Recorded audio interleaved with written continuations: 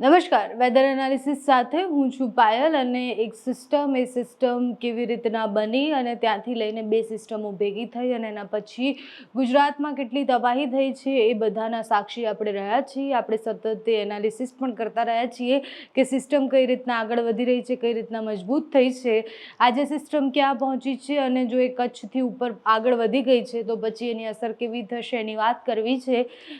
પહેલાં તો આપણે જોઈએ કે જે સિસ્ટમની આપણે વાત કરી રહ્યા હતા એ આ સિસ્ટમ અને સિસ્ટમ હજી કચ્છ પર છે.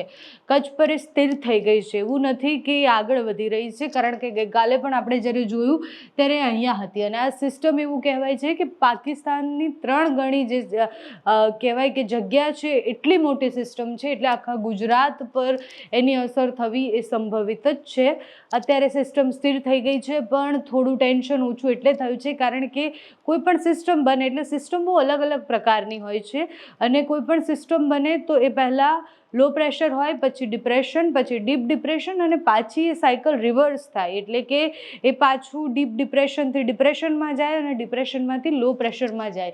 એટલે અહીંયા સુધી જ્યારે સિસ્ટમ પહોંચી હતી ત્યારે એ ડીપ ડિપ્રેશન હતી, પણ ગઈકાલ રાત સુધીમાં એ સિસ્ટમ થોડી નબળી પડી છે.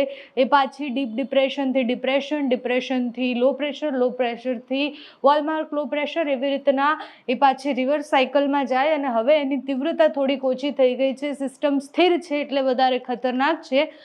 જે રીતના આપણે બિફોર જે વખતે પણ સમજ્યા કે જ્યારે સમુદ્રમાં કોઈ સિસ્ટમ બને છે અને ડીપ ડિપ્રેશન અને ડિપ્રેશન સુધી પહોંચે છે તો એને તીવ્રતા ખૂબ વધારે રહેતી હોય છે અને એ જ્યારે ટકરાય ત્યારે ભયાનક સ્થિતિ થતી હોય છે.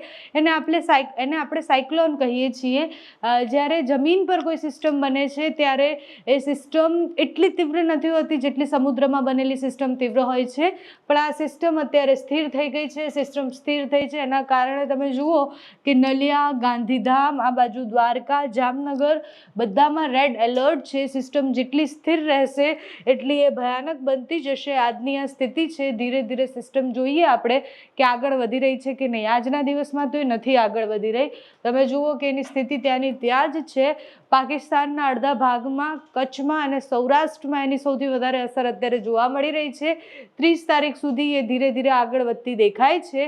એની જગ્યા પણ બદલાતી દેખાય છે. કરાચી તરફ સિસ્ટમ જતી અત્યારે દેખાઈ રહી છે, એટલે એ સમુદ્રમાં જ્યારે પાછી ભળી જશે પણ એની પહેલાં એ કચ્છમાં તબાહી લઈને આવશે અને સાથે જ પાકિસ્તાનમાં પણ એટલી તબાહી લઈને આવશે. 31 તારીખ સુધી સિસ્ટમ ઘણી દૂર જતી રહે છે, પાકિસ્તાનથી પણ આગળ પસાર થઈ જાય છે, એટલે એની અસર ગુજરાતમાં સંભવિત રીતના ખૂબ ઓછી થઈ જશે. એટલે અત્યારે જે વરસાદ પડી રહ્યો છે એમાંથી સામાન્ય ભાગનો વરસાદ પડશે, પણ જે સિસ્ટમ એકવાર પસાર થઈ ગઈ એના પછી જેના આફ્ટર ઇફેક્ટ હોતા હોય છે એ ઇફેક્ટ થતાં દેખાશે, કારણ કે ભેજવાળા પવનો તો ત્યાં ઘણા બધા રહી ગયેલા છે, તો એ ભેજવાળા પવનોને કારણે વરસાદ આવશે.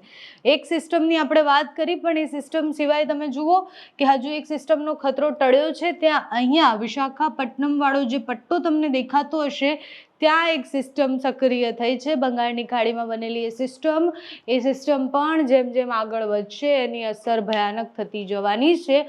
પણ અત્યારે જે સિસ્ટમ બની હતી એટલી ભયાનક અસર નહીં થાય. સામાન્ય બંગાળની ખાડીમાં બનેલી સિસ્ટમ મધ્યપ્રદેશ થઈ અને જે રીતના આપણે સાયકલ જોઈ છે એ રીતના એ ગુજરાત પરથી પસાર થવાની છે.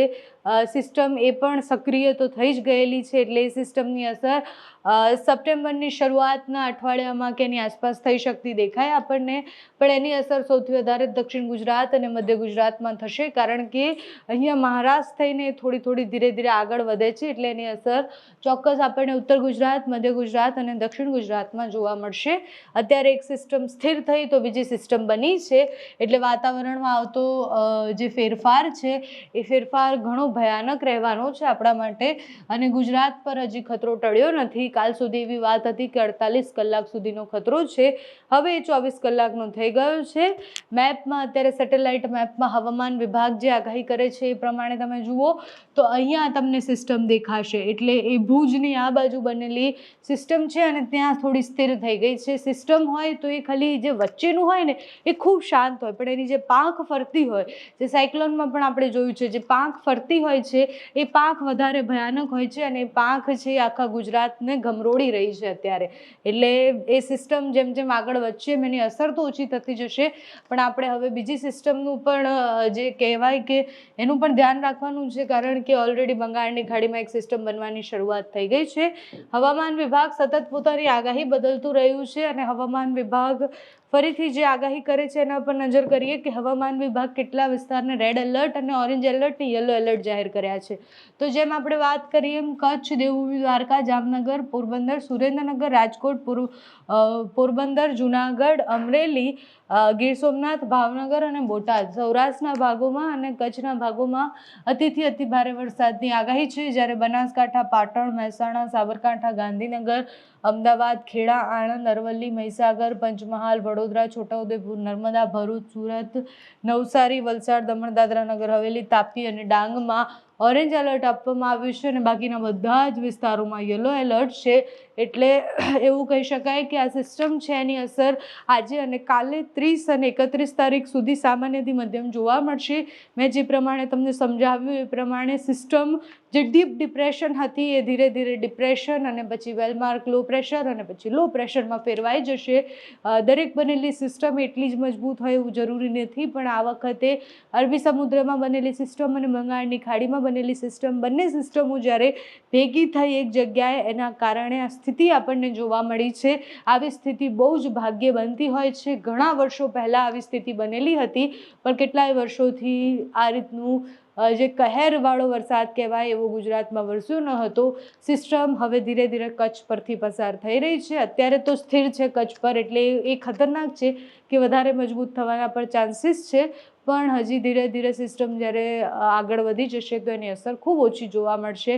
હવામાન નિષ્ણાંત, હવામાન વિભાગ બધા જ એવું માને છે કે 30 અને 31 તારીખ સુધી ખૂબ ભારે વરસાદ પડવાની સંભાવના છે. તો તમે સૌરાષ્ટ્રના લોકો અને કચ્છના લોકો સૌથી વધારે સાવચેત રહેજો. અત્યારે ઓલરેડી ગુજરાતની સ્થિતિ ખરાબ જ છે. ઘણી બધી જગ્યાએ ઓલમોસ્ટ પૂરવાળી સ્થિતિ થઈ ગઈ છે, પણ જ્યાં હજી પણ વરસાદની સંભાવના છે ત્યાંના લોકો એકદમ સાવચેત રહે અને કામ વગર ઘરની બહાર ન નીકળે.